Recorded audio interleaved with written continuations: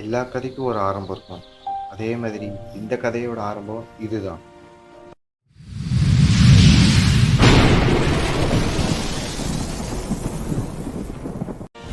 காட்டின் ராஜாவான சிங்கம் ஒரு நாள் அனைத்து விலங்கையும் கர்ஜித்து கூப்பிட்டது.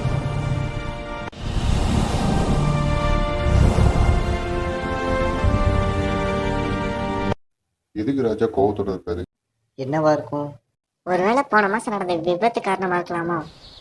என விலங்குகள் அனைத்தும் குழப்பத்துடன் இருந்தன. எல்லாரும் கவனிங்க. போன மாசம் நடந்த தீ விபத்தினால் காட்டு பகுதிகள் முழுவதும் தீப்பற்றி எரிந்தது.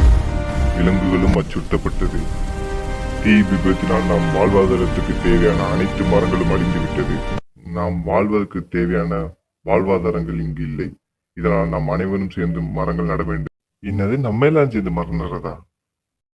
சிங்கத்துக்கு என்ன பைத்தியமா பிடிச்சிருக்கு என புலி சொன்னதும் அனைத்து விலங்குகளும் சிரித்தன.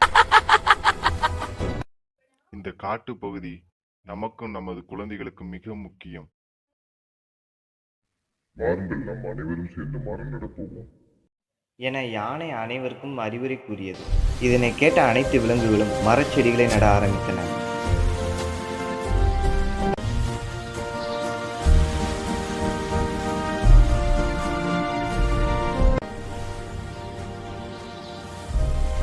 அனைத்து விலங்குகளும் சந்தோஷமாக மரச்செடிகளை நட்டன. ஆனால் நரி மட்டும் மரம் நடுவதை போன்று நடித்து கொண்டு இருந்தது. நடித்து ஓய்வெடுத்த நரியினை கண்ட பறவைகள் சிங்கமிடம் போய் கூறிவிட்டன. நரியினை கூப்பிட்டு சிங்கம் தண்டித்தது.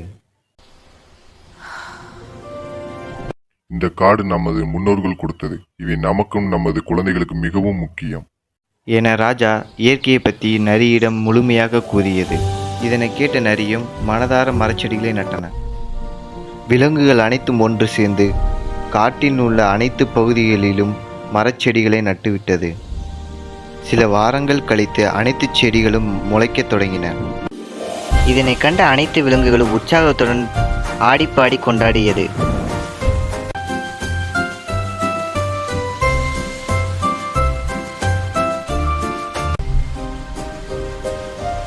காடுகள் முழுவதும் திருவிழா போன்று காட்சியளித்தது.